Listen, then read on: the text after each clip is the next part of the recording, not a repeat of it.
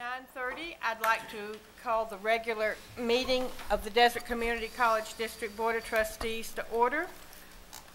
Bonnie, would you lead us in the pledge, please? Please stand. Ready? Begin. I pledge allegiance to the flag of the United States of America and to the republic for which it stands, one nation, under God, indivisible, with liberty and justice for all. Thank you so much.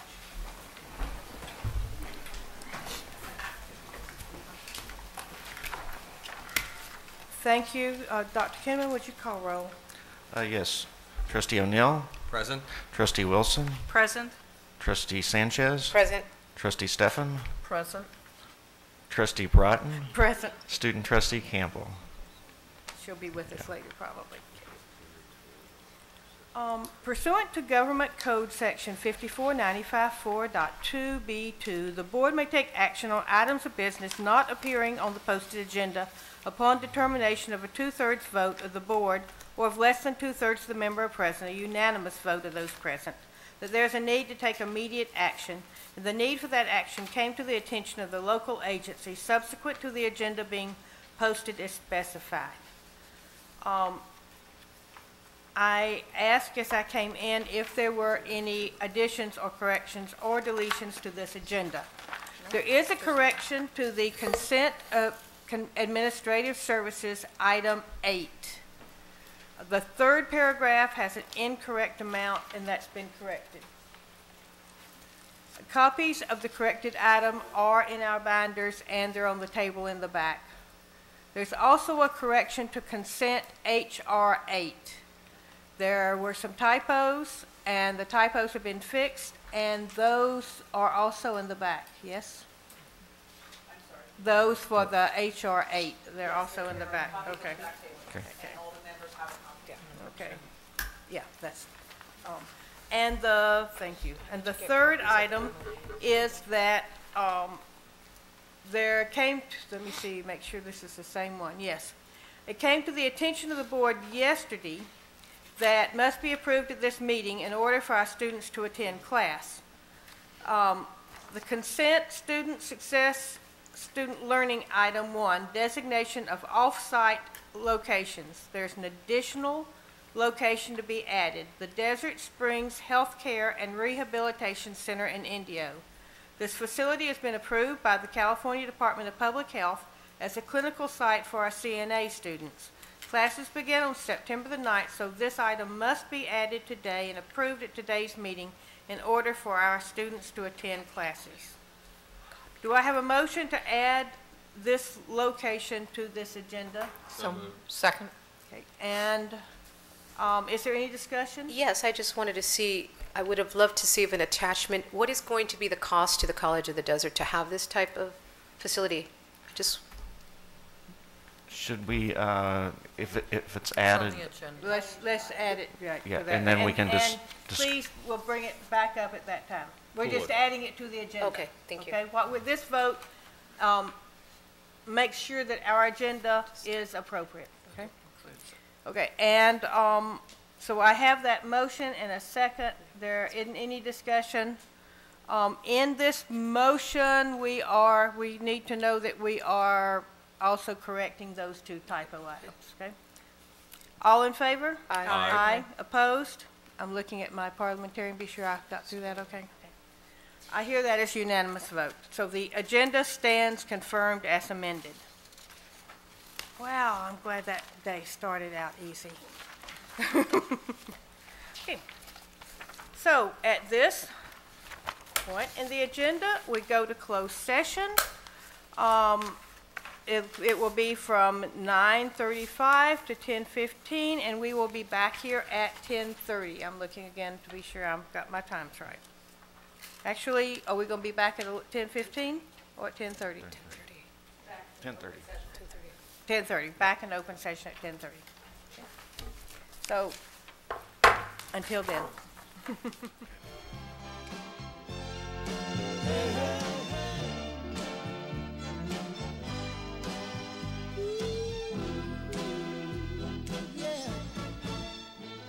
Meeting back to order.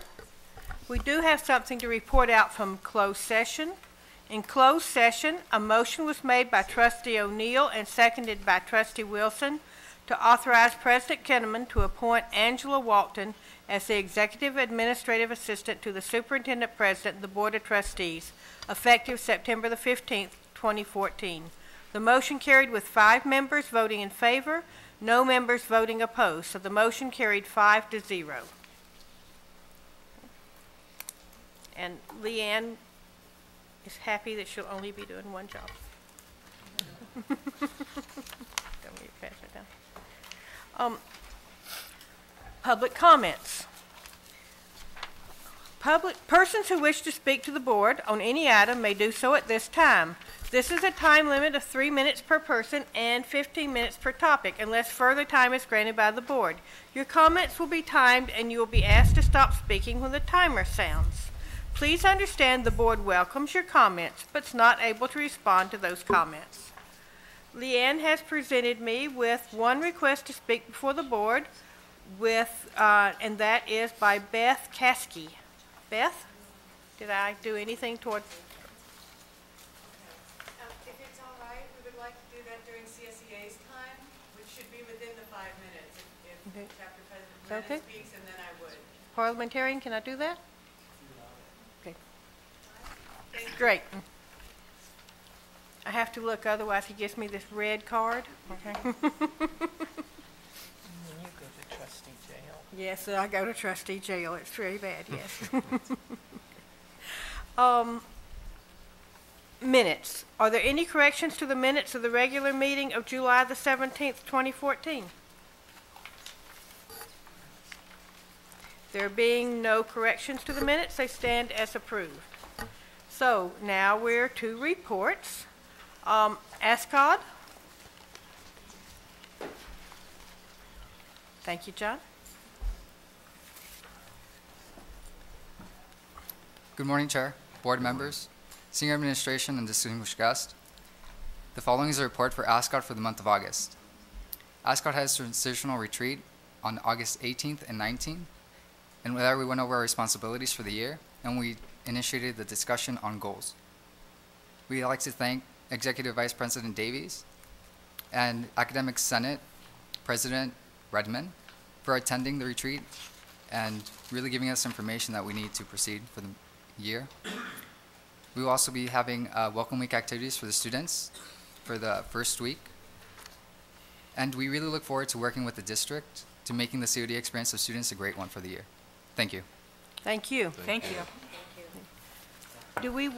Are we going to ask John to read the proclamation at this time? John, you ready? Yes.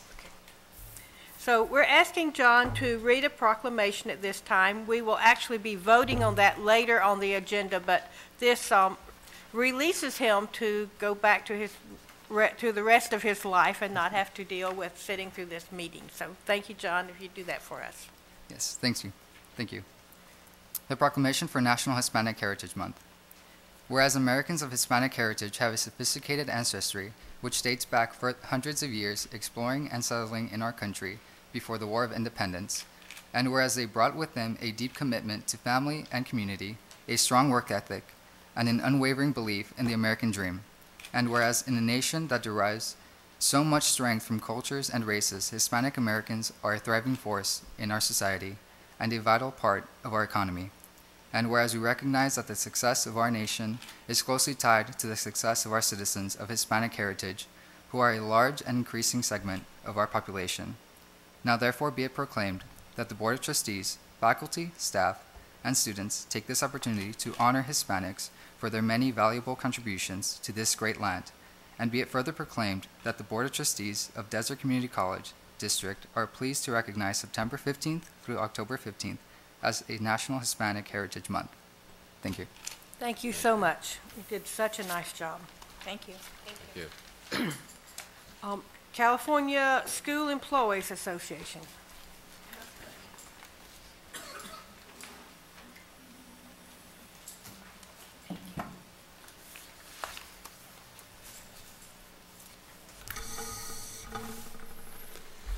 Good morning, Trustee Brockton, Trustee Stephan, Trustee O'Neill, Trustee Wilson, Trustee Sanchez-Fulton, and Student Trustee Campbell, welcome. Superintendent President Kinnaman, administration, faculty, staff, students, and esteemed guests. With the beginning of the fall session, College of the Desert begins a new season, and together we can make this fall and the beginning of a new era of board, administration, faculty, students, community, and classified staff working together for the common purpose of supporting the educational opportunities and accomplishments of our students. I speak to you not only representing College of the Desert CSEA Chapter 407, but also as a fellow education advocate. Our CSEA annual conference focused on the challenges ahead for public education. State Superintendent of Public Schools Tom Torkelson spoke to our delegates with respect as a partner in support of strong schools. Governor Jerry Brown likewise addressed us with respect at conference as he thanked us for partnering with them to pass Proposition 30. Today, I'd like to introduce CSEA Field Director for Area F, which includes Riverside and San Bernardino counties, Denise Jensen, who is sitting in the audience, and Jason Turkist, our Field Office Senior Labor Relations Representative, also in the audience. They are joining us today to represent the commitment of California School Employees Association to this chapter, to the classified bargaining unit, and to the students that we serve. Thank you. Hello, my name is Beth Caskey. I'm the Labor Relations Representative for CSEA assigned to Chapter 407. Lovely to see you this morning. CSEA Chapter 407 respects and appreciates the board and the district's commitments to student and staff at College of the Desert, and we have faith in the board's intention to restore healthy and productive labor relations with CSEA. We know you have only recently been made aware of 2 unfair labor practice charges filed against the district, and we are cautiously optimistic that a return to a respectful and appropriate engagement with CSEA by all of COD's administrators is already underway. And however, though, we do need to call your attention to a serious backlog of negotiable issues to address which affect both staff and students. And we ask that you exercise your oversight to make remedying this situation a priority of the district, not just for CSEA, but for the community. Our members deserve respect and attention to their workplace concerns, especially health and welfare, which is our immediate concern. But our members also have valuable insight into the best practices which affect students, and our voices have been shut out for the last several months. Last but not least, violating labor law is simply wrong, and it imposes an unnecessary cost of time and money on the college. So this is where we are today. We have not yet begun reopener negotiations. Our health and welfare out-of-pocket options are not yet established, and open enrollment begins next week. The district has not been honoring its settlement agreement and MOU to provide relevant contracts to CSEA prior to action and/or board approval. For example, page 19 of today's contracts, there's a golf center contract that had not been provided to us, and it does relate to classified work. 2 new classified job descriptions were brought to the board for approval without negotiations or ratification by the chapter. But like I said, we are open to correcting, and we work with the district to turn this around. It can be done. Chapter President Jimenez has gathered postcards today from the members who wanted to express to the board their concerns about being taken seriously and making sure that sufficient dates are allocated and prioritized for CSEA by the district so that we can address these issues with the district, as we used to. Back in March, as recently as that, our president and the president of the college met regularly, about twice a week, and that is where we'd like to go back. We would like to go back to a collaborative, collegial, productive relationship where you work with us and have the opportunity to hear exactly how much the classified staff can bring to the table and help the district understand the reality on the ground. So I thank you for your time, and we look forward to, like Chapter President Jimenez said, starting a fresh new year. Thank you. Thank you. Thank you. Thank you.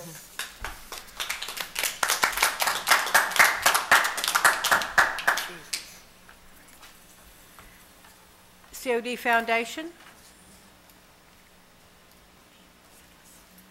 Academic Senate.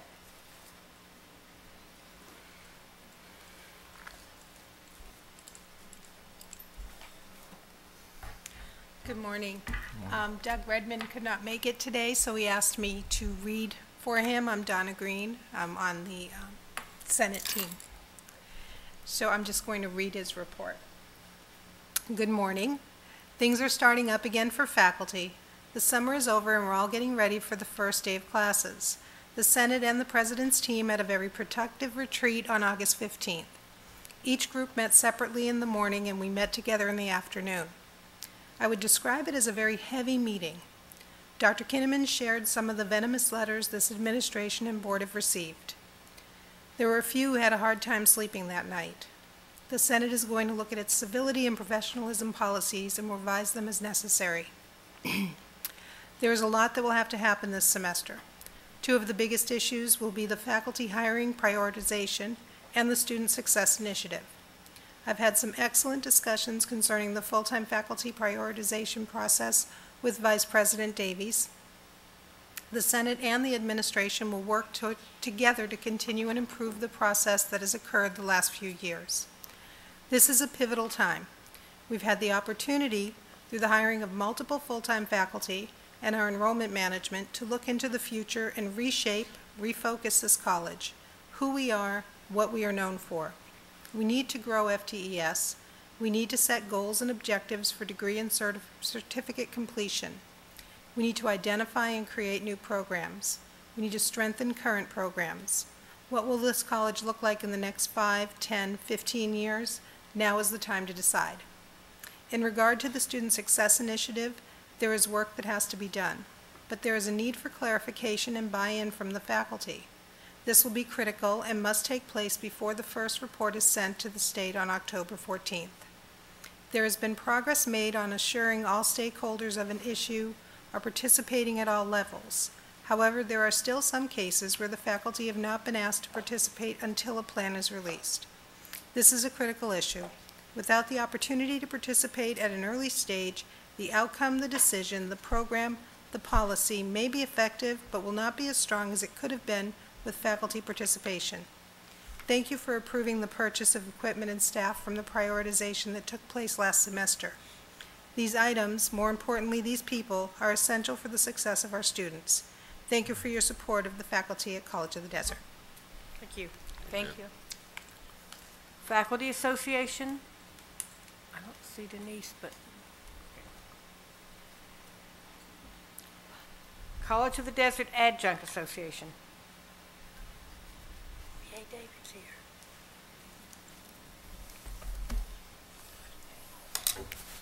Good morning, everybody. Well, I have nothing but positive things to report. Bet you'd never hear those words from my lips, did you? So anyway, on behalf of the Adjunct Association's Executive Board and all COD adjuncts, I would like to thank Dr. Kinnaman, Lisa Howell, and all the members of the district's negotiations team for their hard work this summer. Negotiations can sometimes be unpleasant and confrontational. Uh-oh.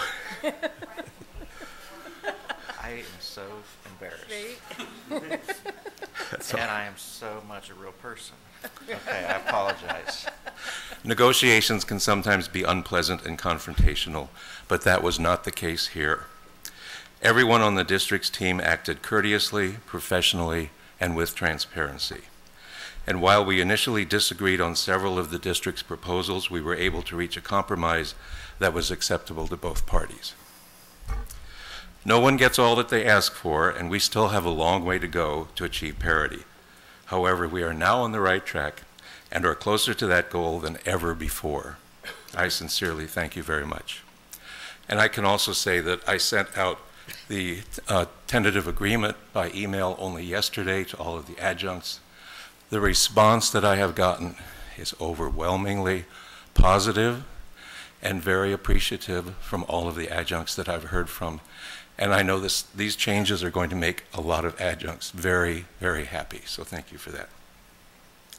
Once again, we will be sponsoring a welcome back coffee and donuts during Flex on Thursday and Friday in the Hill from 8:30 to 9:30, and we invite you all to drop by and say hello. And we look forward to a productive and successful academic new year, and I guess I will have nothing to complain about now for the next 3 years. But don't hold me to that.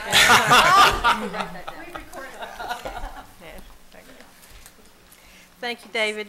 COD Alumni Association. Definitely a summer, isn't it? Okay. Governing Board, Trustee Stefan.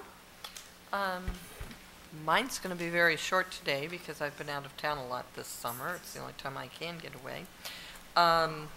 I did attend the pre-board meeting. I attended a special meeting since I wasn't able to be with you last month with the president to try to get caught up on things and make sure I hadn't missed anything. And I attended the trustee training that we had this last Wednesday. It was, if those of you that were on the presidential search remember Dr. Ed Velo, he was our trainer, and he came down and we were trained. And it was really a great time, although every board member here has been trained at some state or national training conference.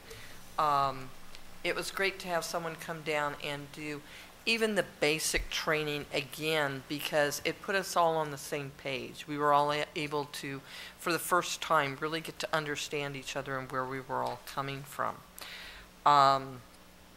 It's been a very long summer, very tiring summer. I'm looking forward to flex days, although I will have students that day already over in Desert Sands.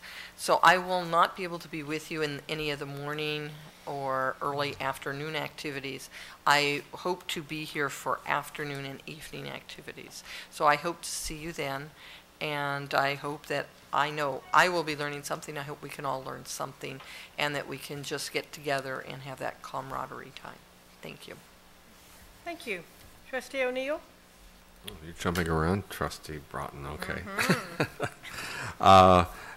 There was no foundation board or executive board meeting last month, and for the first time, either Jim Hummer or Donna Jean Darby have not beat me to my report, and I have nothing much to report. I do want to say that even though the foundation executive board did not meet, there is a committee known as the President's Circle Committee, which I am on, but I was unable to meet because I was out of town. But the report from that committee indicates that a lot of great things are being planned for this coming year. I think it's indication again of the outstanding efforts of the foundation, our foundation staff, and our foundation members.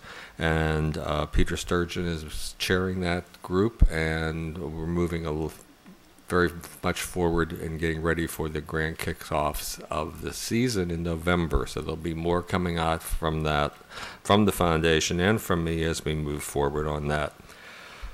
Excuse me. I would like to echo Dr. Stefan's comments regarding having Ed Velo back to work with us on Wednesday. It was a great day. It was it was good to spend time with Ed, and it's good to get a different perspective on the same information, because sometimes you don't, when you're in a more formal structure, such as a workshop at a conference or a convention, the interaction is somewhat more stifled, and we were able to interact and have a good time as we were enjoying the opportunity to learn more about each other, as well as to reinforce our roles, duties, and responsibilities. It was a very, very productive day.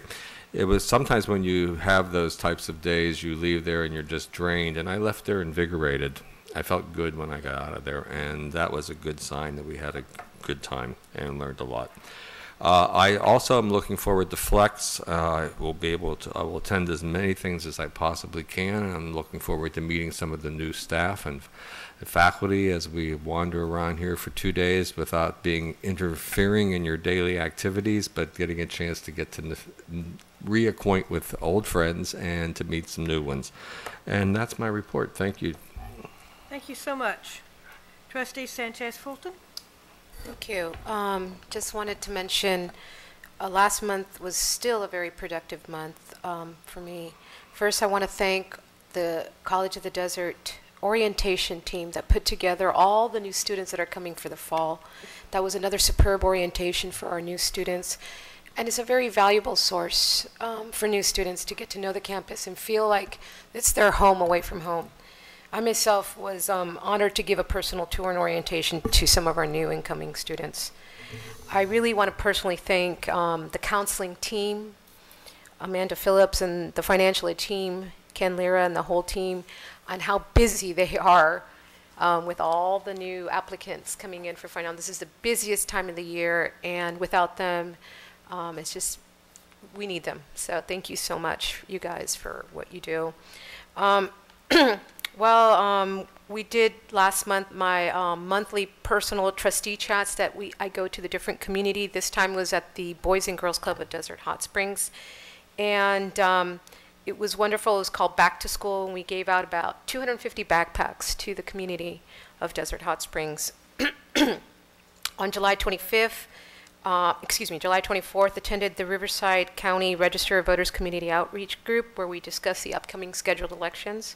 On July 29th, we saw COD did something very special, which when I started college, it was called the Summer Bridge Program. Here at College of the Desert, we have one of the most essential program, which I call the Student Success, or COD, which it's a summer enrichment camp for those that don't know what it is, but that is so critical for students. So they do remedial math, remedial English. This is so important for our community, and having gone through something like that when I went through college was very essential. So something like that, I'm very proud of that summer success program that we did during the summer. And I was able to speak to some of those students, and they were very, very happy to have that time before they started the fall to go over some classes. On July 29th, attended the CVEP East Valley Town Hall, where we shared the ideas that will shape the regional economic blueprint.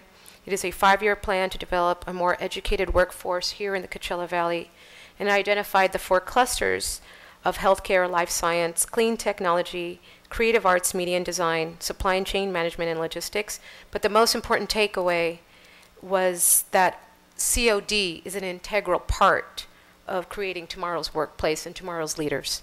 So I was just very proud to be part of that on behalf of COD.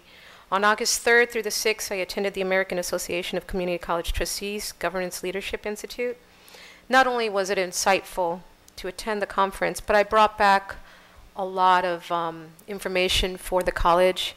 I had the great opportunity to meet the co-founder of Blackboard. For those that don't know what Blackboard is, this is the data set for all the higher institutions across the United States. So I look forward to bringing him to the College of the Desert and give us a brief summary of what they hope to do in the next step.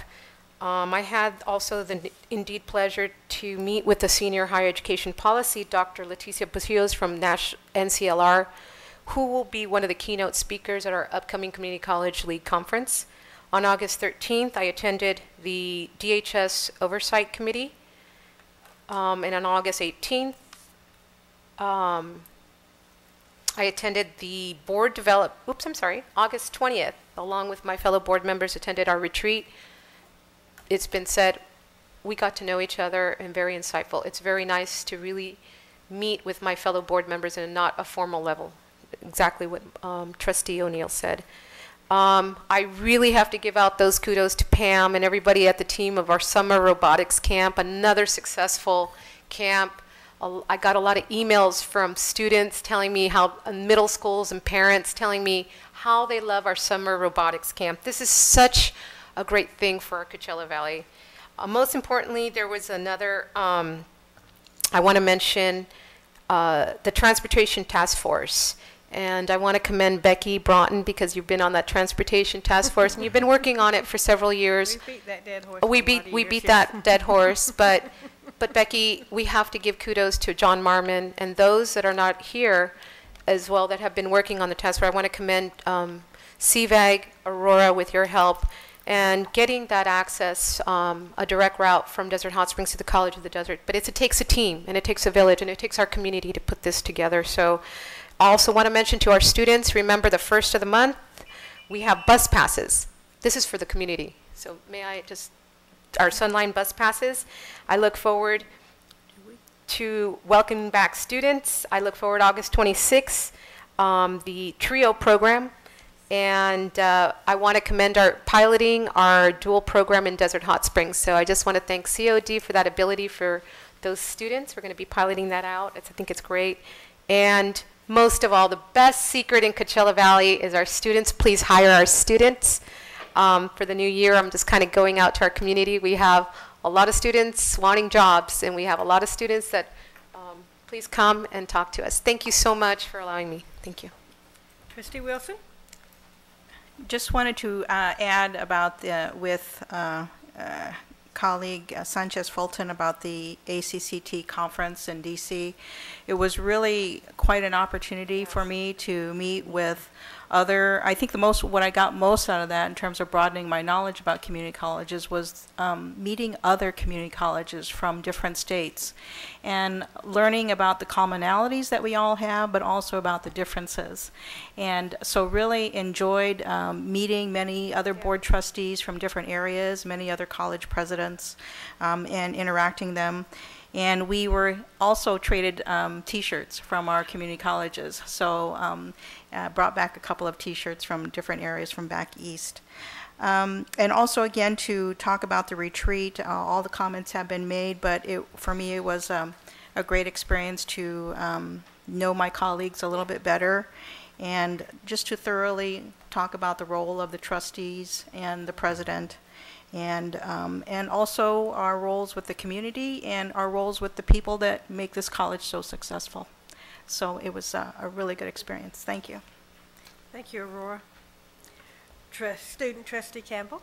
Good morning, everybody. Have a couple things. First, I want to say congratulations to Mr. Simo, Mr. San Giorgio, and Mr. Raber France for completing and furthering their higher education goals. So congratulations to them. I attended our ASCOD retreat, which was very rewarding and a great experience. I got to meet my new colleagues, and I think that we have lots of experienced student leaders, and so I look forward and have high expectations for this year. Let's see, I also attended the student retreat, which was very rewarding. I got to know the definition of a student trustee and how we have to kind of play dual roles and how to kind of guide myself. Also to, come to you guys for mentorship, but kind of where my guidelines are. So the blue book we gave us, I forgot what it's called right now, what is it called? The handbook. That's pretty much going to be my guideline to help students. I also learned that I am not their personal attorneys. So that was nice to know, because I kind of feel like, wow, I have this big weight on my shoulders. Also, I learned the definition of a rogue trustee, and I'd never heard of that before, and I'm like, wow, I don't want to be that person. So that was very interesting. I want to say that I attended, yesterday was, my daughter's going to Palm Desert Middle School, and they have a program called the Bridge program. It's an after-school program, and it's for students to, right after the bell rings, they go to kind of like extended study. They have study hall, they have arts, they have robotics, and I really enjoyed that because I'm like, wow, we are getting lots of students here who are coming into the lower level classes, but from, I guess she's a 6th grader, is that, oh my God, that's not high school, right? But I hope not. But that's I'm gonna go ahead and enroll her in there so that she's ready and prepared for college. Let's see, I'm going to be attending on Friday the 29th. I plan on attending. It's at the Indio campus. It's the Friends of the Earth. They're going to be talking about the Earth mental health. So I'll be there and participating in discussions. And then lastly, I want to talk a little bit about Facebook. They're having an ASL Ice Bucket Challenge. And I just want to urge my colleagues and everyone here not to participate in it, but because, we're having a drought. And so, so all these famous people are doing it, and I would kind of be embarrassed if we did. So, and that concludes my report. Thank you.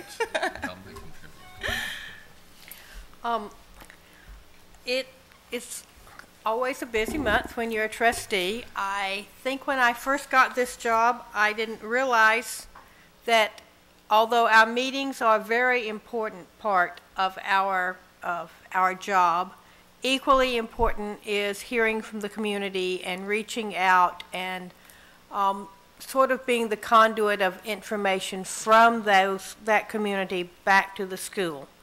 So I have spent a lot of time over the summer visiting with, and so have our administrators who were kind enough to join me, visiting with members of the community, members that have experience in the community, that have grown up here, that are College of the Desert alumni, and that have some good input into what it is that our students need to bring them from, as we bring them in from their high school careers, whether some of us went to school later than others, but so that we are welcoming to all of those students and help them find that path, that successful path through our college and toward their future. So we've had some rather long, involved talks on those subjects. My Carly and I have had a summer project of reorganizing our office schoolroom so that we're ready to start back to school, and school is beginning. So I am looking for volunteers in calculus, Chinese 2, and art history. Okay. It's going to be a long year. We're working at a project to see if we can get some foundation meeting with our farmers, because as we reach out toward that East Valley, I think it's important that those people that are so generous with us begin to understand the economics of that area, and that indeed agriculture is a big influence in this community. So we have two main sources of income in this community, and one of them, of course, is our visitors, those short-term and long-term visitors, and the other is that important thing that sits on our table and feeds us each day. So again, in case I've not said this lately, if you eat food and wear clothes, you are involved in agriculture. I'm looking forward to this new year that's coming up, this new school year. It's always exciting. It's a good beginning. I look for it being a very productive year so that we can walk a little further down our student success road. I thank the staff for all the time they've spent putting together all the agenda meetings and all the work that goes together to make this school work. I don't know that we can say often enough thank you to all of every staff member here contributes to that. So do know that you're appreciated. The Blackboard interaction is very interesting, and it brings us into one of those integral parts of our schooling, because school, where some of us came from the days where you had the slate and you wrote on it, but now that it's basically electronic and Carly carries her school on her tablet, we do need to embrace the technology and the new opportunities. There's so many more opportunities, and what students need to learn changes. So as we go into this year, we need to have an open mind to that so that we can all learn those skills that we need. So I thank you for your time, and again, I thank you for the hard work, and I look forward to moving into this new school year. President Kinnaman? Thank you, Trustee Broughton. I'd like to thank David Bayshore and Kathy Levitt for the fine work that you did with our team and trying to find something that worked well for our part-time faculty. As we're moving forward and we're in this growth mode, we continue, it seems like, to have an increasing reliance on you and your colleagues, and so I just want to say thank you, and it was a pleasurable experience, and we'll continue to work together, okay? And I also would like to express to Beth and Lotto that we look forward to having that same situation in just a few months, and so we'll be working with you to see that we can have that come to fruition. The Academic Senate Executive Committee did meet this past Friday with the administration, and we had a really, really good dialogue around enrollment management, around the Student Success Task Force, and different issues. And it was a substantive dialogue that we had. We also, really got into a discussion about our people, and that, when we bring people to College of the Desert, we've vested in them, and we have a responsibility to ensure that they're successful. And so, we had a real heart-to-heart about how do we make sure that we welcome people to the institution. And once we've welcomed, we've all been on interview committees, and it's grueling to get somebody here. And how do we welcome them, and then how do we give them the tools and the support so that they're able to be successful? And if they slip, how do we help pick them up and lift them up so that they're successful instead of kicking them in the side? And so as we're looking at our college community, I hope we can continue to have those really honest, open dialogue. It's about humanity. It's about a lot of different types of things. Again, I will agree that we left with a heaviness in the air, and I know many people, even after the weekend was over, still had some of that heaviness that was hanging on them. Too often we forget that the people matter, and that when it's possible, hopefully we're erring on our people when it's possible, and we're not letting the power, the ego, the policy, the procedures, the regulations dictate. And we really have to step back and see and check ourselves. Every one of us have to check ourselves individually. Again, I commend the Academic Senate for taking on a role of looking at the civility and the culture of the organization, how we can do that better, how we can serve our colleagues better. In doing such, we're going to serve our students better, and we're going to model to this community and to our student population something that I think is getting more and more rare, increasingly rare in today's society. A couple of things to put, and this was last Friday when I left a cloud, so I'm going to leave another one, I guess.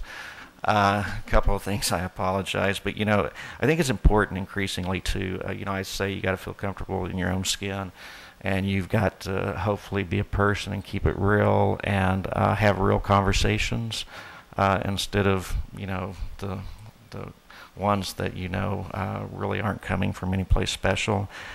I had an opportunity with, thank Carlos and Pam, to visit with the mother of one of our students that has recently passed, Juan Ceballos. I'm going to get that wrong. That's why you were the person that was talking to her, and I was talking through you, but not like you were a medium. So we'll try to keep a little bit of lightness in this, even though it's such a heavy topic. One of our students that was murdered in the East Valley, first-generation student, father figure of 4 younger siblings, 20 years old, a few classes away from completing his AJ degree at College of the Desert, and delivering. He had his 3 jobs. His mom, migrant farm worker. He'd worked in the field some, so he had 2 jobs, and he's coming home, bringing pizza home to the family, and he gets murdered. Okay, that's pretty senseless. It's an indictment on our society still, that we have opportunities out there for a lot of us to work and try to address some of the challenges that society faces, and I know we all do. We can't be everywhere, but it's a reminder to me, and it's a reminder to a community that there's so much still that we need to do, and we need to have that humanitarian check and really think about it. You know, in that scenario, I was very happy to hear that while it was a tragedy, but we had many students rally and donate funds to help with the services and to help that family. You know, there's no way that you can really address a situation like that adequately, but, you know, we do what we can do. Having said that, I also would like to briefly talk to you about our Executive Director of Human Resources, Stan Dupre.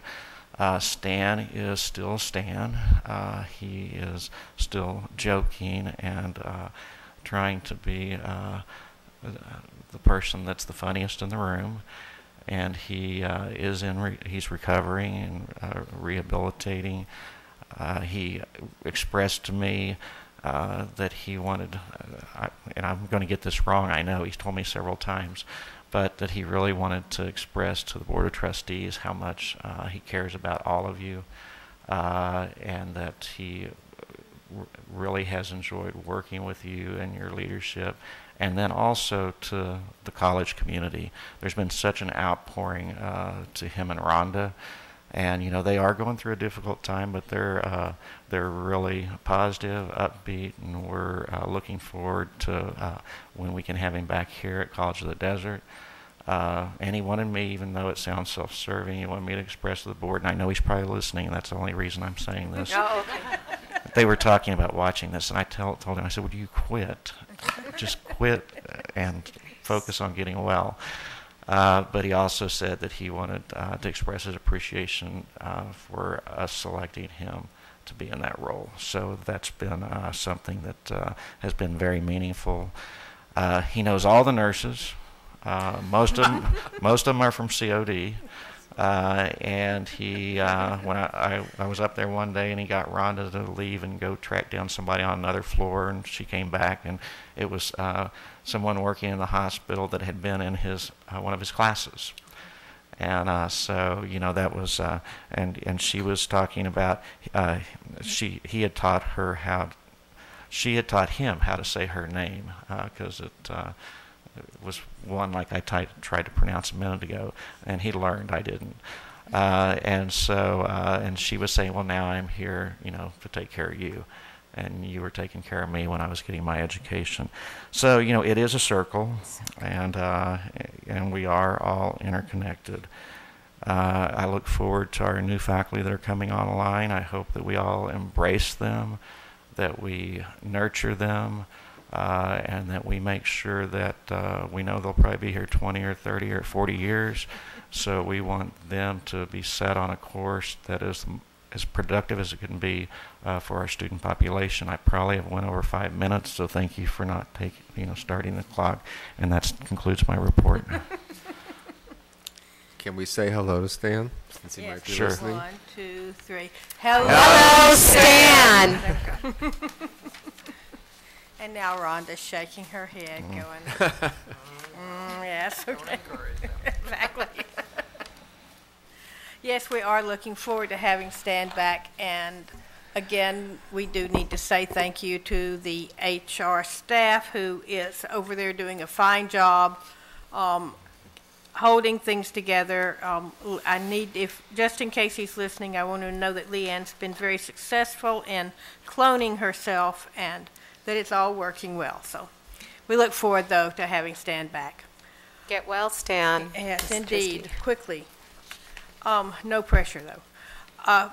Next item is the consent agenda. All items on the consent agenda will be considered for approval by a single vote without discussion. Any board member may request that an item be pulled from this consent agenda to be discussed and considered separately in the action agenda. Let me see, I'm going back to my first set of notes that reminded us of what we had. Okay, on that there is a correction to Administrative Services Item 8, that there was an incorrect amount. It has been corrected. There are copies in the back of the room, and the items as posted now. I'm looking at Leanne to be sure I'm being truthful. The item posted now, if someone's looking at this, is corrected. And that there was a correction to No, that's through that one. I've already done that one. And that the typos have been fixed. There were just 2 small corrections. And they're both basically typos. The typos have been fixed in the educational technology area.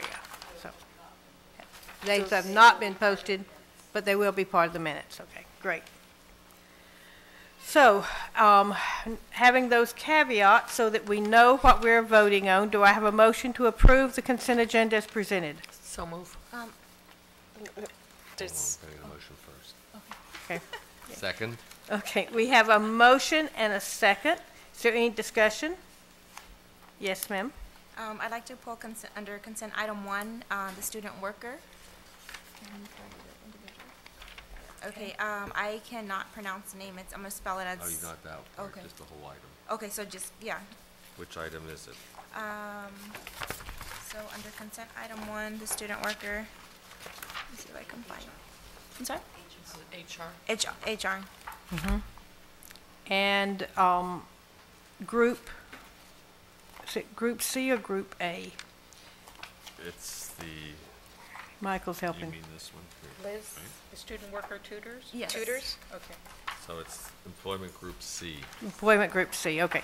And yes, that's item 1, so that works perfectly, but that way everyone knows. So, Thank you. okay, Student Trustee Campbell is asking that we pull HR item 1, Employment Group C appointments. Do I need to vote on that, or can I just pull, we can just pull it? Okay. Okay. Okay, so that is pulled. Is there anything else? I just want to make a comment. As per our usual, I'd like to thank Mr. Eklund for his donation of the vehicle. We always want to make that public comment. We appreciate those donations, and I'm sure the auto department is very appreciative. So thank you, Mr. Eklund. Yes, it's difficult to say thank you enough for people that donate their time and items that the college needs. So thank you very much. Is there anything else to be pulled? Okay, so I have a vote on the consent items except the one that's been pulled. All in favor? Aye. Opposed?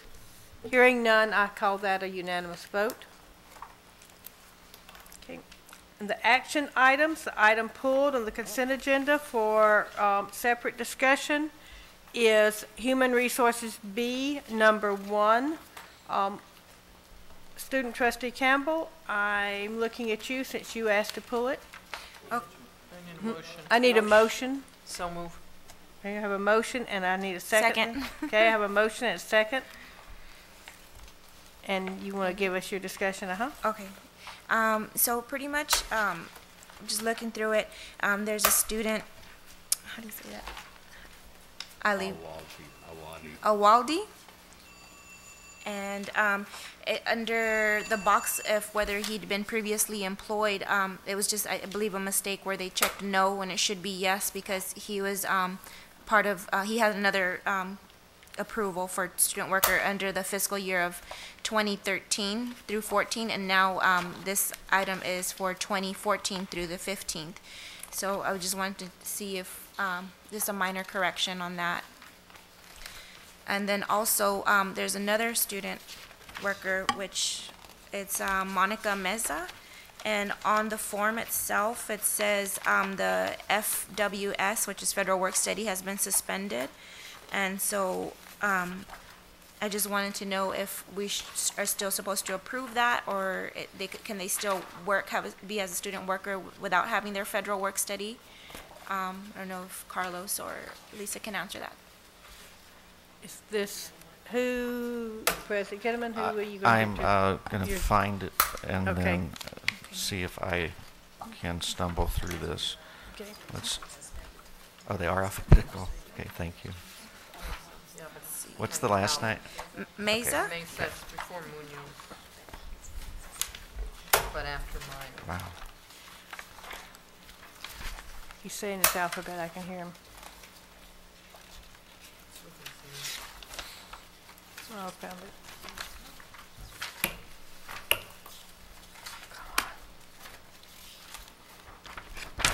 Jill, Sorry. Thank you. you guys do it for me all the time. The first Oh, there one we go. was, What, I missed that first name. You want to give it? Alawandi, it's in the very beginning. ALAWDLI.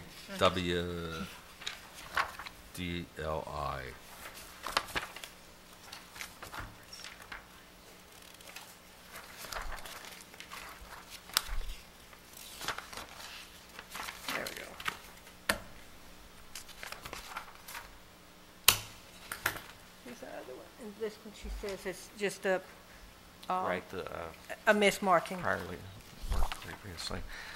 Okay, can you draw my attention to where you were referring to the Okay. funding? So, if you have it right in front of you, the one on the left side for fiscal year, it's 13th through the 14th. And Okay. then the one on the right is fiscal year 14th through the 15th. And so in the box below that, it says, is this person currently employed or was employed within the last 24 months?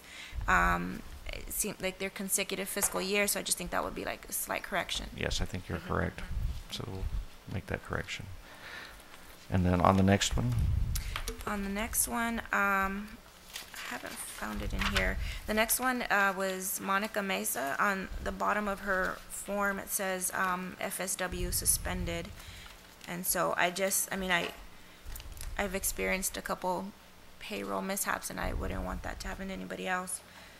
So, I don't know if it's still should be approved or if it's not supposed to. what I'm looking at on my sheet is down below the predefined account codes. Is that where you're at? There. Okay, yeah, I see that. So I think what we need to confirm here, it's showing the fund in school. It's Fund 33, School 726. And with the board's approval of the item, I'll confirm that there's funding within that account. And if there's not funding in that account, then we will pull, bring it back to you. Okay, Yeah. bring it back. Okay. Okay, thank you. Thank you. Okay, is there any other discussion or questions on this HR item B1? Okay. They're hearing none. I have a motion and a second on the table that we approve this item. All in favor? Aye. Aye. Student trustee Campbell? Aye. Aye. Yes, I should have done that first. I'm getting the simple battle. I hear that as unanimous vote. Okay. Did I miss anything? Okay, the next item, which is the listed item under Human Resources for delayed paperwork. Do I have a motion to approve this delayed paperwork as presented? So moved. Second. I have a motion and a second. Is there any discussion, Trustee O'Neill? No, Understandable in this situation. exactly. But I thought it was worth having it as an action item so that we could all understand. Any other discussion on this item? Student trustee Campbell? Aye. All in favor? Aye. Opposed? Abstain? I hear that as unanimous vote. That's 11:30. Oh, my. Okay, please put this down in the record book, that this is First. first, an unusual day. We're moving now into the study session, which is item 12, the enrollment plan for 2014-2015. We have 30 minutes Are we, before. can we get queued up? Or do we need to? No. You want to wait and bring this back after lunch and just break for lunch early? What do you want to do? Break for lunch early. I hear votes for breaking for lunch. I'm trying to read some nonverbals Let's there. just break for lunch early. What do you, She looks like she's. After lunch? okay, then you've Okay. got us all. Sir. I think they will find this. Is there anything you want to do at this time? Executive Vice President, would you like any of the other items at this time, or do you think we Do you do want them to as just a wait bundle? and we just break early and come We'll back? break early and come back. Yeah. Okay, Okay. let's break early. So, We can get set up that we way can, and yes, that get gives it you all time pulled to up and exactly. everything. Did we go, I'm sorry, did we do item number 1, under the added additional one for student success and learning, the designation of off-site location? I, Yes. that was It was- included under consent, but thank you, Mine because, says action, so I'm, Off-site location. SSL Yes. number 1, no, we do not. It says consent. no, I'm it's a This is the consent. addition thing. Maybe Mine my says book is consent. wrong. But Okay. Just trying to protect us. Thank you. Thank you. see this one, yeah, the amended, yes, thank you. Yeah, I think that original mismarking came from the review, and maybe it just didn't get corrected along the way. Okay, so we are breaking, and we'll reconvene at 1:30 for our study session. Thank you so much for your time, and we will see you then.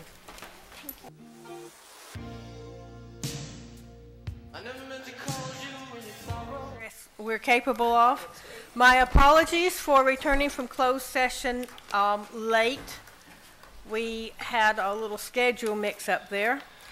Was no reportable action from closed session. The next part of our agenda today is a study session, and I must say I am thrilled to see so many people here for this study session. All of those that are not actually involved in it will question why they're here, but I hope you all enjoy it because I'm looking for it. I think it's going to be very interesting. So I'm turning it over to the two folks that I sort of recognize that's somewhat familiar. Are we beginning with enrollment plan? Yes. Excellent. Thank you so All right. much. Thank you, Madam Chair. So we want to talk a little bit about enrollment growth at College of the Desert and really talk about how we can be strategic in the growth here in a way that'll serve our students in Coachella Valley. And so I wanted to first start with this slide. The college, because of the great work of the deans and staff, they've been working on the enrollment management, and in spring 2014, we achieved our base, and that was the cumulative effect of our fall and spring 2014 semesters. We increased our evening offerings in academic year 2013-14, and we successfully opened the Indio campus.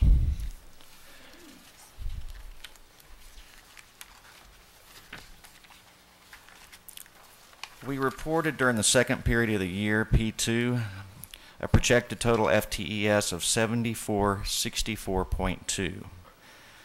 And in the summer, we had a very robust summer and produced 474.9 FTES, which we can use in either academic year 14 or academic year 15. And that's a very important distinction on when we use those FTES.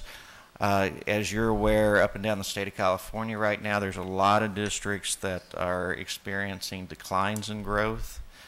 There is likely to be money still available for growth for academic year 14, which we're able to, up until around October, we're able to shift that FTES into academic year 14, which results in increasing the base and also providing us additional revenue.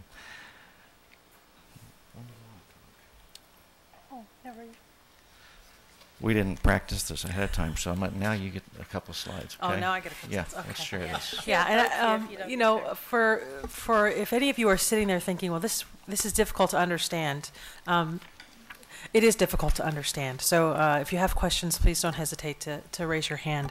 And as Joel said, you know, the summer term is meant to be a flexible term if you schedule it in a certain way, and we did that this year. So we do have the opportunity, as Joel said, to either capture additional money that we may find out about this fall in the previous year, or use those FTES in this coming year.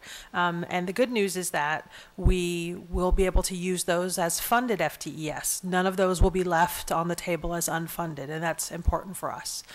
So shifting back into 14, it not only increases the money that we received for the previous year, but it increases that ongoing funded base, which then means a larger increase this year with our growth, because every time our base goes up, then the percentage of growth that we have goes up as well.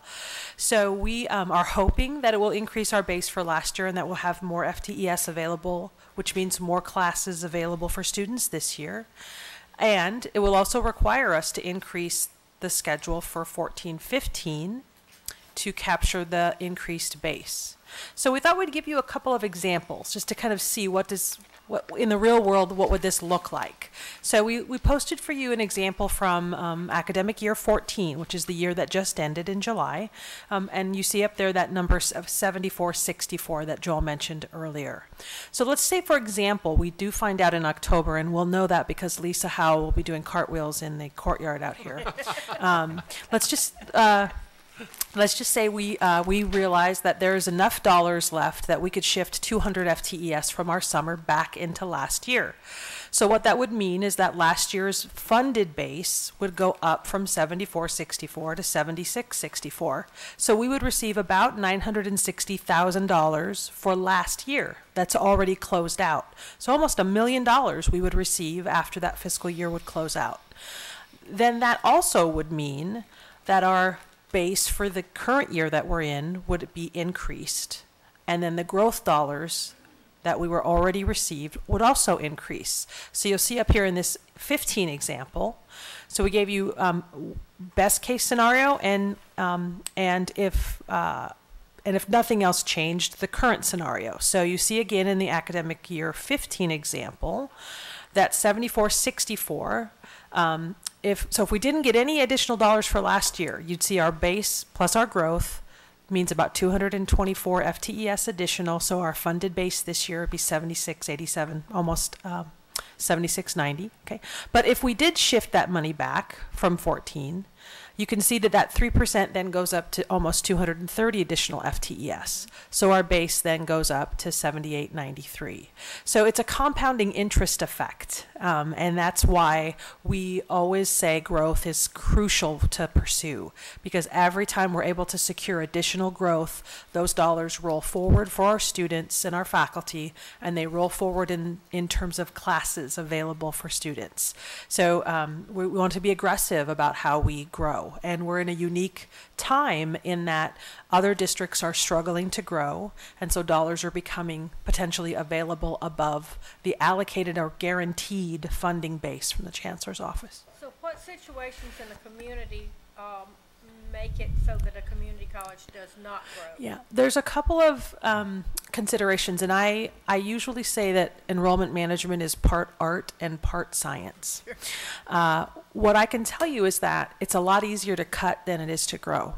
And so when community colleges were cutting for 5 consecutive years, and I started as a vice president the first year of the decline. So my first 5 years as a vice president was cut, constrict, constrict, constrict. So it's easier to cut than it is to build back. And when students are unable to get classes and they become discouraged, oftentimes they'll seek other opportunities. And even though the door may open a little bit more, they're reluctant to come back because they've lost some confidence in their ability to get what they need from the community college.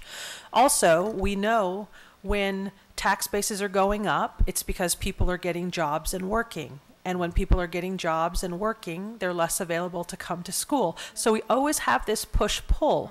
When times are bad and there's lots of people unemployed and looking for community colleges, there's not enough dollars in the budget, right, to give us enough classes to serve them. Conversely, when the economy is doing really well and there's lots of money to spend on community colleges, most oftentimes people are working, and so it's difficult for us to get enough students to earn that money. And that's a kind of a constant negative association that we have. And so right now, some districts in the state have declining high school graduation populations. They have student bodies that potentially are discouraged and are seeking proprietary opportunities rather than public school opportunities. And they've cut programs to the point where they've driven some students away. Right. Yeah. So I was wondering if it was, in some cases it's obvious there's fewer high school seniors on your classes, but I was wondering if it was not that things were not being offered. Colleges had not been able to offer these opportunities, so that students lost just the knowledge. And if you, and especially in our community, if someone in your family goes to college, they can encourage someone else to go to college. But conversely, if you can't go, then you don't get your nephew or whomever to go. So. Yeah. Is there any chance that the state, knowing that a lot of the colleges in Northern California are not making their base, and also, if my memory serves me correctly, had years where they would temporarily give us increases. Is there any possibility that this potential increase could be a one-time, not added to the base? My experience when we've been in these situations have been when there's ongoing money on the table, that it's permanent, because otherwise it goes back to the Department of State Finance. And then it sends a message through the state that, well, we really don't need these funds for public education, which is an erroneous message. And so there's an opportunity then for the Chancellor's Office to say, well, we know these areas in the state are growing and they do need resources, so let's make sure that we drive those resources to where the need is. Okay. And then it becomes part of your base. Yeah. But that's good. Thank you. So the way this works is, let's say we took our summer or a portion thereof and we rolled it back in the last academic year and it increased our base. That means we would have to grow by that amount as well, plus whatever growth that we're getting from the state of California. And what we're looking at is looking at a plan to do aggressive growth and potentially as much as 1,000 FTEs. The one thing that you have to be aware of is when you do build your base up, you have to get to that target within 2 years. If you don't get with the target in 2 years, then they adjust your base to the level where you were able to get. So the value still to the college is you still get the funds that you received during that 2-year period. They don't come and take those funds away from you. So you have an opportunity to restore yourself to that level. So, you know, you have to recognize that as you do that and as you're growing. And if you're trying to really grow aggressively, know that if you miss the mark, then you may not be at that level.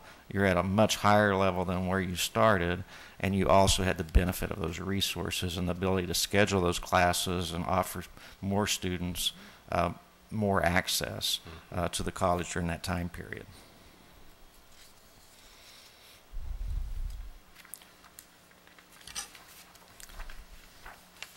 So as I mentioned, you know, we're positioned to grow aggressively.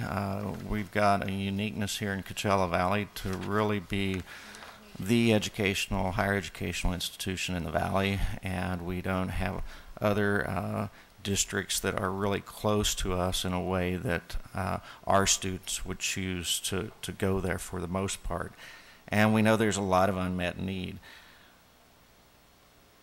As we're looking at growing, there's a lot of discussion that needs to take place around things like, if we schedule more classes at NDO and get to 1,000 FTEs, we could become eligible for center status, which would also give us an additional $1 million that would help us in operations and operations of that center. In addition, it gives us an opportunity to look at our programming.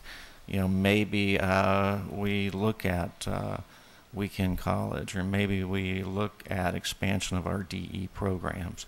But really just look at the pathways that our students are going through and trying to find, are there areas or pathways where we could strengthen, or maybe where we need to create, depending on what the needs are of our student population. So as we're looking at this growth, again, collectively, if we're very thoughtful about what that growth should look like, and not just grow to grow, but grow in a way that's smart for our students and what it is that they need so that they can fulfill their educational plans.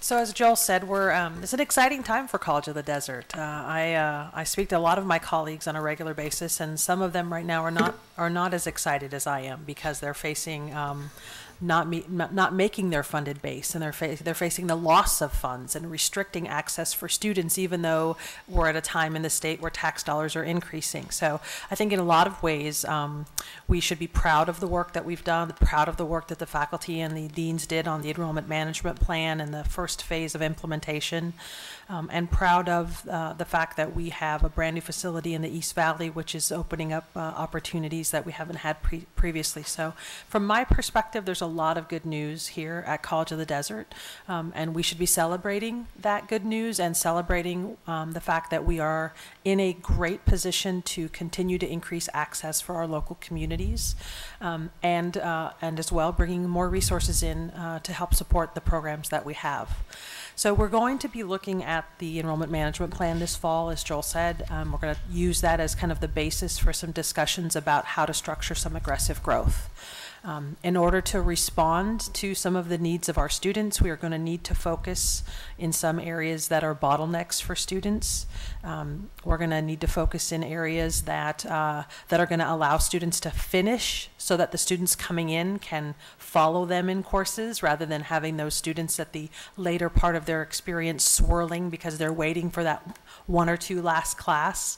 And we're going to need to really prioritize the potential center in Indio and look at how to structure courses to achieve that 1,000 FTES base, because that will be an important milestone for that facility. And as long as we maintain 1,000, we will maintain that center status, and that $1 million is ongoing money. So from my seat, it's a really exciting time for us. I think we have just a ton of opportunity. I would be remiss as the Chief Instructional Officer if I didn't also say, in order to make all of this work, we need more faculty. We need a lot more faculty.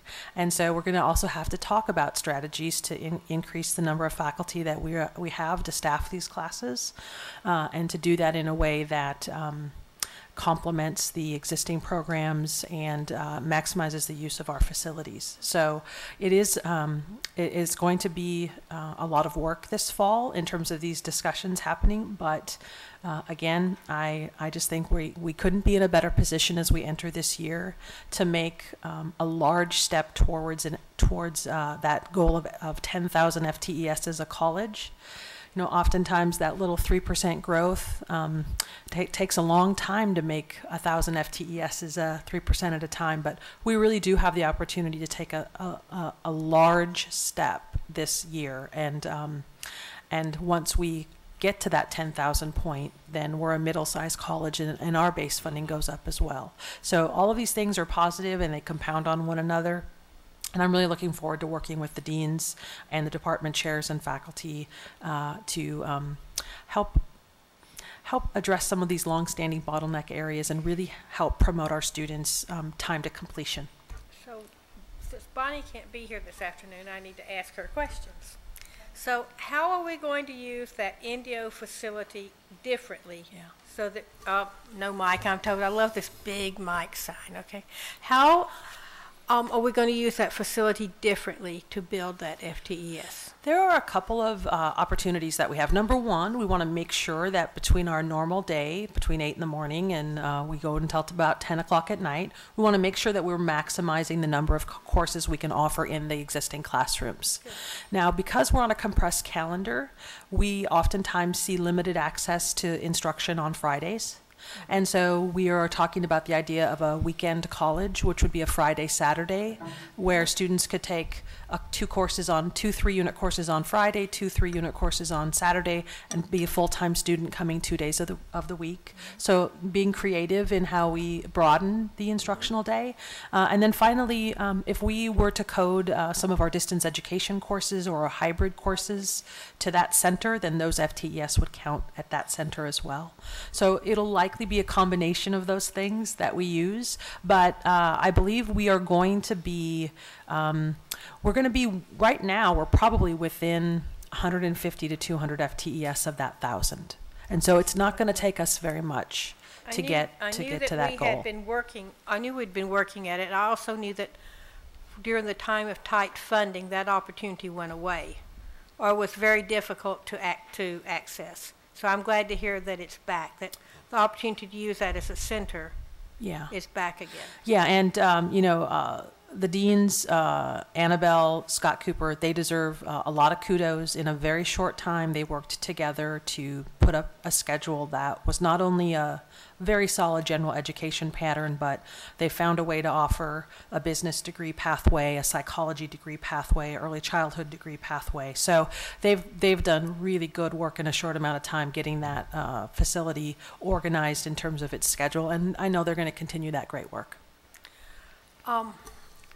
The other thought that we've always tried at the Indio campus, as well as we're beginning to implement at the Mechathermal campus, are clear pathways. Is that in your plan?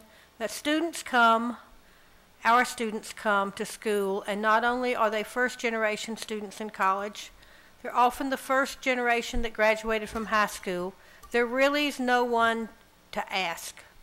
Our counselors do a wonderful job, but they just can't be with the student all the time. And sometimes the students don't know what to ask the counselor. So are we developing some kind of clear pathway? I'm not saying the student would be tied to taking these classes at this term, but if you've got something that's very easy to follow and you deviate a little bit, well, you know you're deviating a little bit. But as you're saying, sometimes our students get to a point where they are just in that great vortex, and it's not that they don't want to finish, they just don't know how. They made choices along the way that were perhaps not the best choice. Right.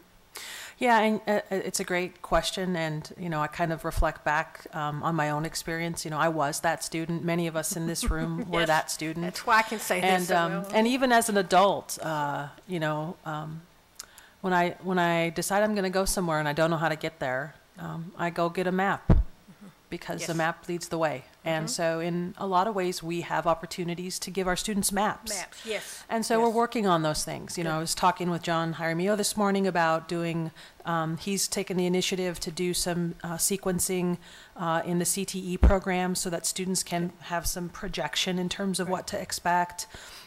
Our GE pattern is something that we need to attend to in terms of articulating how that 60 units can happen for a student. And so the answer is yes. We're becoming more focused on the schedule. Many believe that the schedule of classes is the single largest barrier to student completion, being able to navigate the schedule of classes. And so we're aware of that, and many people have great ideas here, and we have the brain power, the know-how, and the enthusiasm to figure this out. Yes, so indeed. we're working on it, and I think you'll see some tools come out in the next year that will demonstrate some progress in that area. Excellent, thank you. I really appreciate that the aspect of analyzing those bottlenecks, and for those students that are unable to navigate the system. So I really enjoyed that you posed that. How are we going to address them? Just one insight, like from my perspective, is right now for the last 4 semesters I've been having trouble getting into a lab. It always conflicts, and there's only 2, afternoon and an evening, and so that's my biggest problem. Is for the last 2 years I can't get into my lab. So I don't know, maybe that would be. And you have identified one of our bottleneck areas. Yes.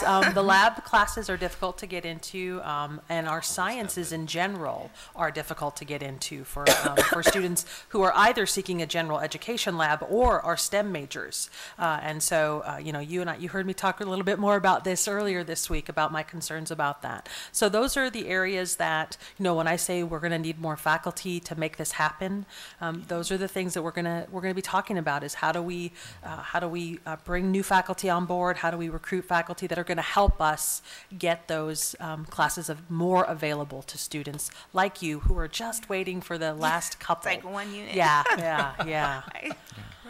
It's kind of like winning the lottery in some cases. That's what I said to the students when I met with them earlier this week when I met with ASCOT. I said getting into organic chemistry at College of the Desert is kind of like winning the lottery because it's only offered every 2 years and there's only 25 seats. Whoa. So you can imagine how competitive that that class is. So we're aware, and I'm confident that as we're able to capture more resources, we're going to be able to keep growing the schedule, growing our faculty, and opening doors.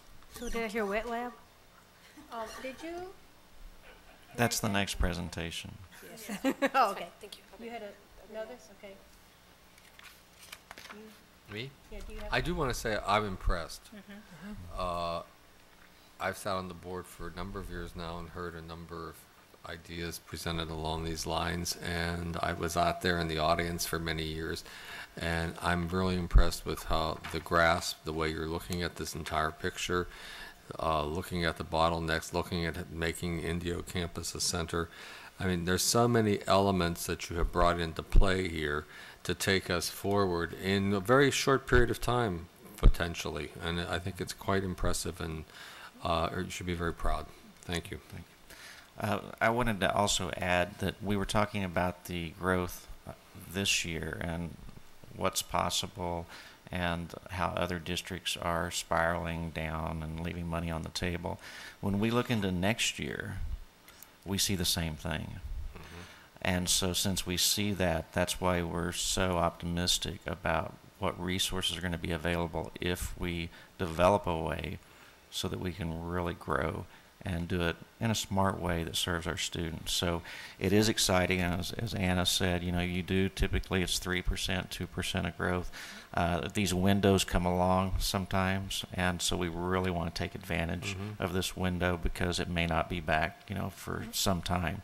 And so we're excited and appreciate your comments. I just have, you didn't mention it, but I'm assuming that it was included program review, what's working, what isn't, which new curriculums we need to develop, and what we need to consider phasing out. Is that all part and parcel of our plan? Yeah, the program review update process happens every year here, and so we'll be going through another round in the fall.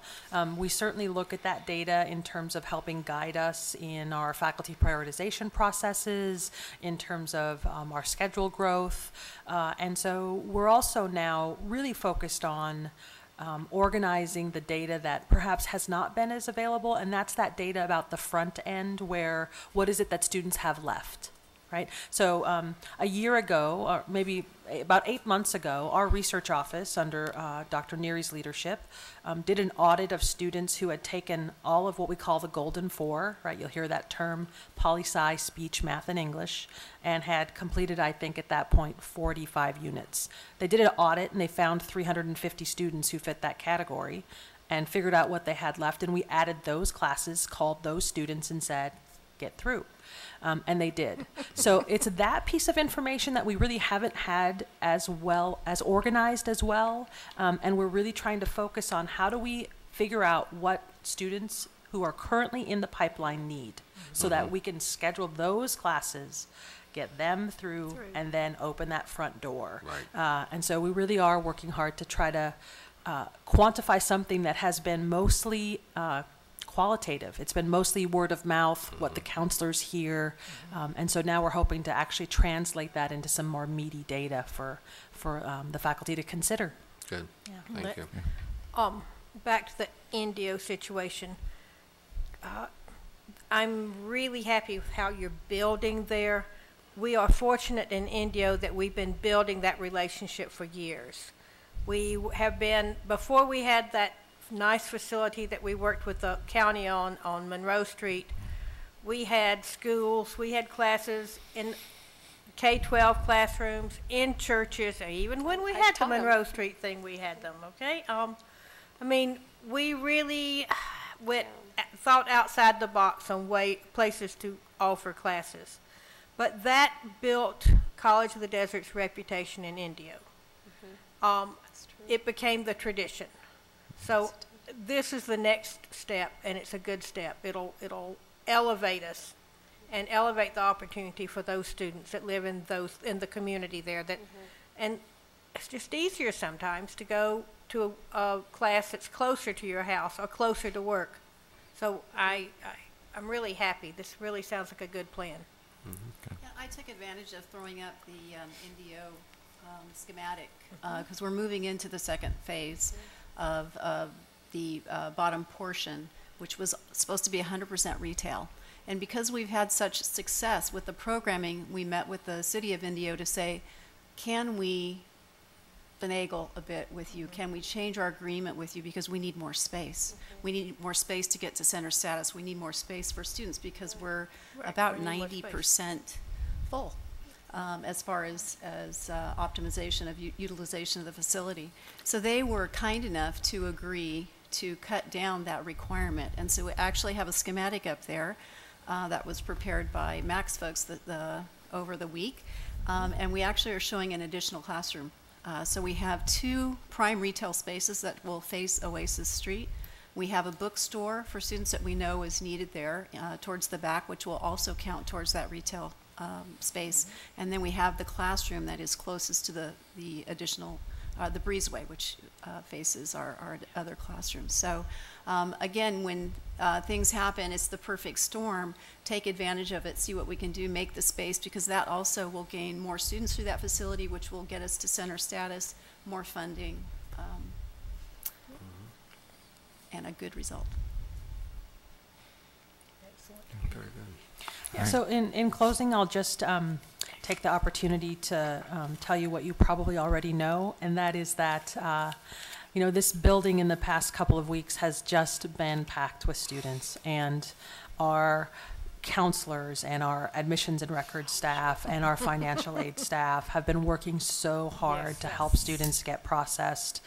And our faculty and our deans are working to get classes added to the schedule or canceled and added other classes. And so right now, it's such an impressive experience to see the entire college kind of rallying around the beginning of fall semester. And so I know that we've had some glitches with technology in the past. We've had some glitches potentially with just information getting to students, but I'm really seeing the faculty and the administration and the staff really working together to try to drill down and get those issues resolved.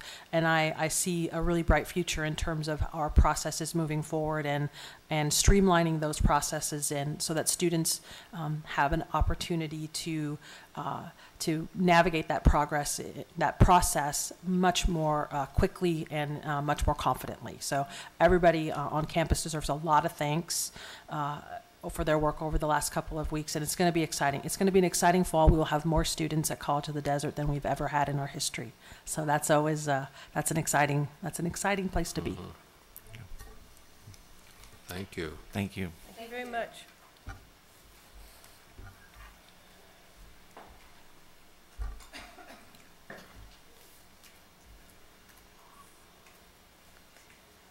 Okay. Good. And facilities programs? Moving right along. Okay. Finding our...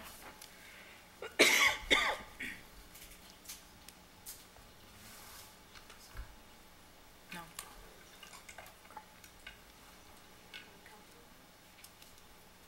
Not yet. I don't know. Lisa, do we have a copy of that? I did not make you hard copies. It's for take you some paper.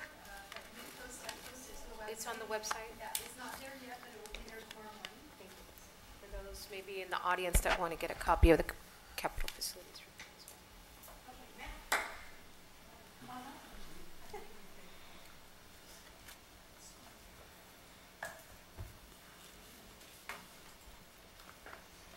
We're going to do a duo presentation as well. So I'm going to my. let you start. We didn't practice either.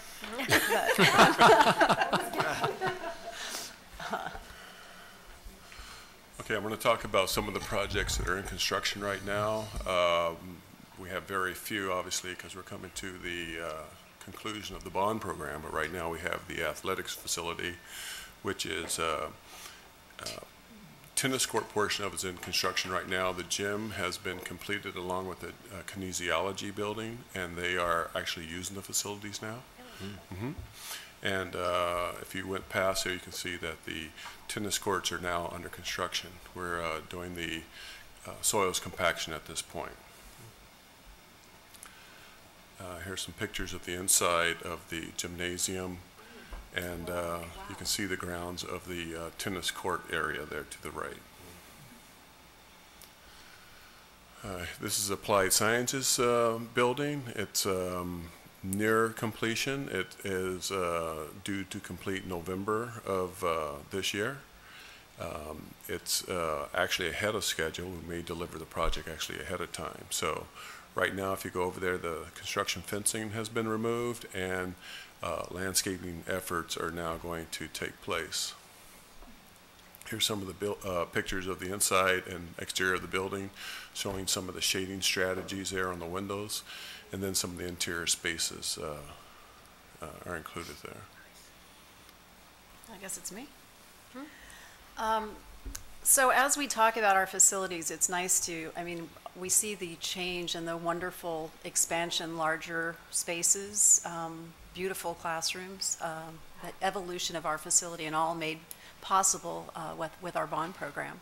So we look at what the initial allocation budgets were way back in 2004. And there were many, many projects that were identified.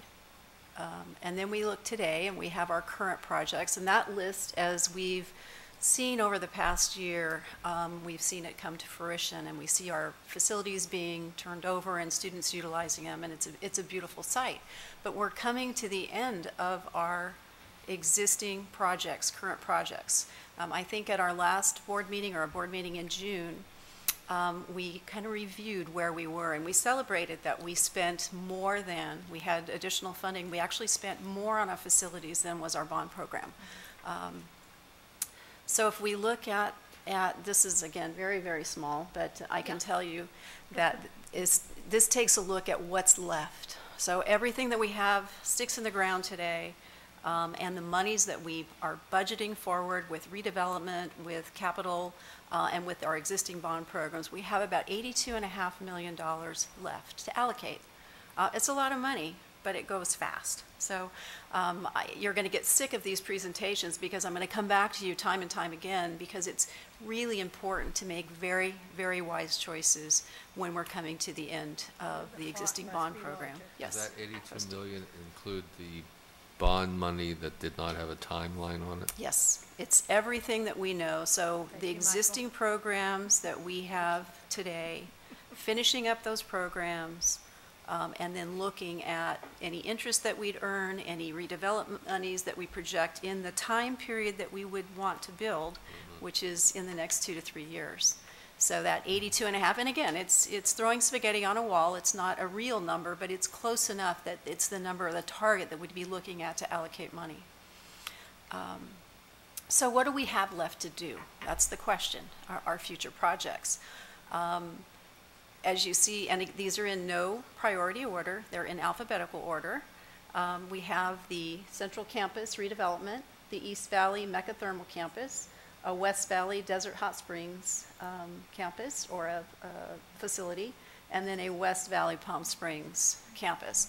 Those dollar amounts, I'm going to tell you, that $105.9 million is not, they are not in today's dollars. These were dollars that were estimated back in 2004, 2005. They've gone up, they've gone down, they've gone sideways, so this is what the initial estimates and reflected project costs were at that period of time. So our mission is, and we also had some deferred projects. I'll say this every time there's a bond program, you never will build everything you want to, because when you issue a bond, by the time you get the authorization, issue the bonds, costs change, you'll never get it all done. But it's always great to dream big, because these are our next projects, and would be looked upon as if the college wanted to go forward to have an additional bond in the future. So one of the things we have to think about, and I went back a slide here, is this $105 million, how realistic is it? And note that it is more than the 84.5 or the 82.5 million that we have. That's the thing. That's that planting of the seed that you're going to get sick of me talking about, is that we are short with a number that we don't realize how valid, or we don't know the validity of that $105 million, but I do know we're short. We couldn't do everything we wanted to do today with those 4 projects, given the money that we have. So that's the seed that we're planting, that we need to start percolating on. What are we going to do? Do we want to, are there other avenues to gain the additional shortfall? And I think there are, but we'll talk about that at a different board meeting. So upon review, our current projects will be completed in 14-15, so most of them in the fall.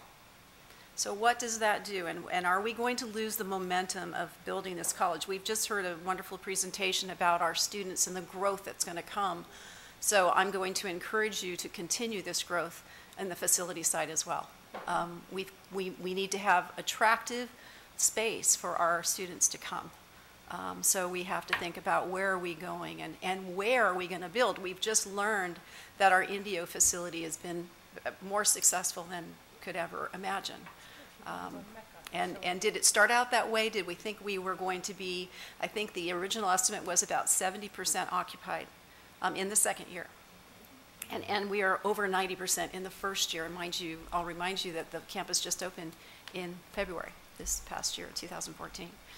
$82.5 million. Again, you're going to hear that constant, $82.5 million. And that's all that's left. And although it seems like it's a large amount of money, when you go to build facilities, it goes very quickly. So $105 million in future projects. And again, that's identified.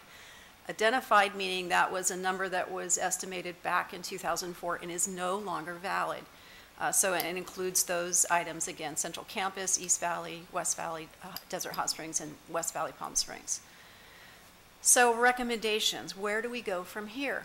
My recommendation is that we need to complete an economic and demographic update. Now we have a lot of good data, but is it still valid? Where do we need to build? What do we need to build? And for whom do we need to build it? So data need to identify these priorities. Where are our students coming from, and what industries are they going? What are they going to go into? CTE, continuing ed, 4-year degrees. That is important information that we need to do before we make these decisions we bring to the Board of Trustees. So update project cost estimates for all projects. Of those 4 remaining, how much really in today's dollars is it going to cost? Because I think I'll be unpleasantly surprised, I would imagine, knowing what we know about the cost of building. It's going to be much greater than I think we see of the $105 million. And then we have to make plans what to do. So then moving forward, we need to approve and allocate the projects for the remaining money and make a determination, are we going to go after additional money? Dr. Kenham and I met recently with a financial advisor, bond consultant, who says we have a lot of opportunity. There is authorization out there. Our growth in this valley for our assessed valuation is dramatic. So that's a consideration. Do we have potential donors? Do we have private money? Do we have partnerships? Do we have, there are many, many opportunities that we need to consider and begin to percolate. So that is, again, you're going to get tired of me doing this, but we really, I want to encourage us to move forward and take the necessary steps to keep our bond program going, to utilize the monies that we have left wisely, and to continue building for our future students, which will be here before we know it. Yeah, so, questions? The demographic update of the information, how soon do you expect to have that available? Because I think that's going to generate... By October. Okay. Are you going to bring to this board a variety of ways we can look at, including even renting space? I would hope so. I would hope that every option will be explored, and I would hope that you would also participate in the identification of options. Okay. It's one of those where there's no one solution, and the more ideas we have, the better the outcome would be.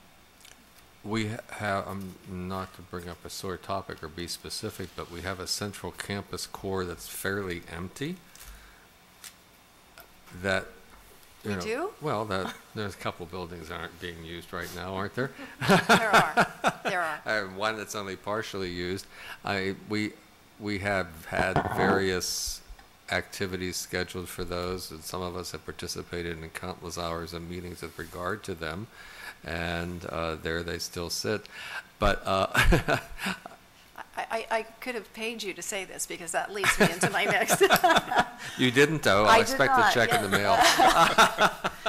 So our next movement, I mean, and again, if we go back to our future projects, Central Campus redevelopment, I always look at things, you know, surprisingly through financial lens. So if we know that we have big decisions to make in Mechathermal, West Valley, you always put students first. You always want to put the students first. And so what can we do here at the Central Campus without going into the monies that we need to reserve away? So if we know that there's $105 million, that's, I'll call it funny money. I mean, it's an estimate. It's the only estimate that we have at the present time. But if we were to back out, how much money do we have? And actually, Mac did a projection for me this morning, and we're not that far off. If we were to move forward, which is going to be at another board meeting coming up soon, if we were to move forward with a staff recommendation to do work on the Hill and refurbish some of our existing classrooms, not the huge Central Campus redevelopment that we had planned, which was $40 million, but utilizing our existing facilities at a reduced cost. There are some plans that we have in place that we think are doable. And that also then includes Building C. So probably the two primary buildings that I'd be coming forward with for consideration would be the Hill and Building C at this point. And that will be coming forth as options? Options, yes. Okay. Staff recommendation options. We actually have some schematics already that we've been playing with. We also have a few movement of utilizing our existing wings, administration wings that's currently being, been boarded up, and so making room for growth in the future. So, thank you. So where are we at for our Desert Hot Springs facility? Where are we at? The only update I can provide to you is we were discussing with Desert Hot Springs, if you remember, with the city, any redevelopment land that they were going to be surplusing. And that ended, it was a dead end. There was nothing that they were able to provide us that would work. So then our next avenue was to work with the school district to see if there were facilities at the school district where we could coordinate. And the person that we were discussing with has recently accepted another position and is now at the district office. So now we have to re-educate, make a relationship, and I do believe they have an interim in place, but I'm not sure who that is. So we need to reach out to them to see that is moving forward as well. So. When do we see that? Are we on schedule for our Desert Hot Springs learning facility then? I'm not sure that we have a schedule, just as the only thing that I do know is that it's considered a future project for consideration. Just as we have some drawings here for Mechathermal about some expansion out there, but there aren't any timelines associated with that at this point. And I thought it would be wise to move forward with our October target of the economic and demographic data so that we can see where we could best spend the money. And I think we have that data for Desert Hot Springs. We came out with it, so I'm really happy. It was outdated, and to have a more modern, get some new numbers, I think it would be great too. Mm-hmm. Thank you. Other questions? No, I'm happily waiting. Pardon? I'm happily waiting. Well, we shocked have you're I sitting. have a. Actually, when you bring schematics, you'll also be bringing something for East Valley. I actually have it here. You do have it? Okay, good. I think that there'd be some interest on the board to see what you have. 4 years later? Is it 4 or 3? 4? Yes, 4. 4. Mm-hmm. What about Desert Hot Springs? This was the Mechathermal campus was going to be the second campus from this one. this being the large campus and that being the next one, because that's where the growth is. And because somebody gave us the land. 95 acres. So this is just, again, a quick drawing, and I'll turn it over to Matt because his department's the one who completed it. And really, this would be phase 2 of that campus. The data that we want to be collecting is utilization at the present time, capacity, and the classes. So, as you're familiar with the original design of the campus, we had left space for expanding that campus. And if you can see in the terracotta color there, we show expansion of those modular units to the south there. I think this makes a lot of sense to build in that area. One, we have the pad, we have the infrastructure to support that. And I think before we move off of this site and think about future growth, I think we need to go through the exercise of a master plan so we can actually build in the right direction, do the right things. So, but for right now, to respond to the immediate needs, I think this will take care of what we're looking for out there. So what am I seeing other than terracotta squares? As far as... She's going to ask if there's a wet lab. That's exactly what I want to know. Is there a wet lab? Well, I think this space right now can be, it's more multi-purpose. It can be whatever we need it to be, whatever the numbers and whatever the studies determine we need, it could be that. I'm still really confused about the study thing. We've been studying this a while, and it's been the thought of people that were the counselors, of students that went to school there, that perhaps what the students needed was an opportunity to complete classwork so they could transfer to four-year institutions. And we do have classrooms. I was pointed out to me some time ago, we have enough classrooms that if we staff them 6 days a week from 8 to 10, we have plenty of classrooms, but I don't know, we're having a little trouble finding that work. But still, there wasn't any way that you could do the athletic facility or for those requirements or the science facilities. Well, the athletic, you can get around that. We've got the Boys and Girls Club there that are very happy to cooperate with us, and they don't have students in the day, and we do have students in the day, so that can be worked out. But the wet lab part, that's been a problem. So we've done some, should I say, workarounds. But what we're doing when we do that is we are discounting the students of the East Valley. We're saying that there are no STEM students here. They do not deserve the opportunity to be a chemist or a biologist or a geologist or a physicist, because God knows they're only poor immigrant children. Well, that's somehow not fair, and it's my high horse, and it's my soapbox, and you've all heard this speech a lot of times. But we're still not there. We've still got, so yes, a step forward, but we're not there yet. And Chair Broughton, I think Anna's done a great job working with to put these things in place to look at just exactly that, where our students are. We're going to be gathering the data. Again, most of it's done. I agree with you. We're gathering. We are the slowest data gatherers in the history of man. But we've also gone through an incredible change in our economy. The master plan out there has changed. We're currently having to update that information. That whole campus, I learned this a few weeks ago, the whole campus has had to shift direction because of the way that the roads were coming. And no, this is a long story and you don't have it, okay? Been there, done that, have the t-shirt to prove it, was part of the reason that it works now. Right, okay? Yeah, the corner, exactly. Okay. So we are looking at that. We are putting that into consideration. This is one small step forward. Yes. But I do believe that as our data, with the EMSI data about what is needed. So to go back to Trustee O'Neill's question, when might we have that data?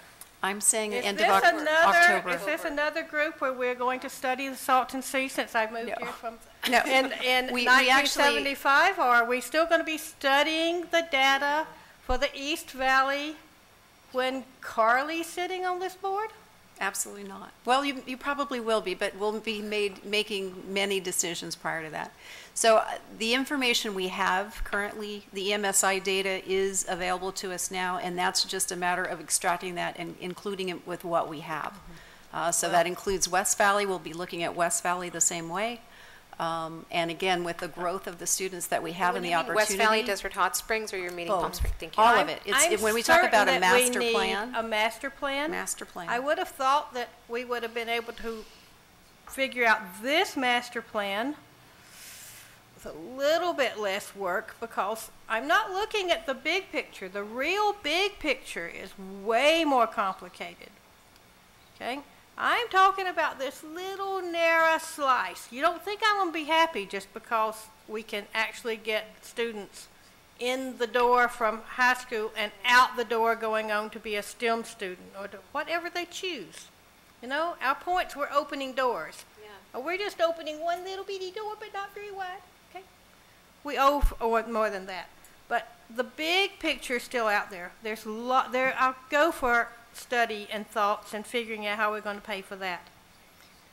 But this part is, I don't think it's rocket science. I really don't. I think to figure out what a student needs to go on to a college, to a California four-year college is not that difficult. And we need to figure out how we're going to help those students. And we are going to do just that. Okay. This is 8 years we've been working at this. 8 years? Yeah.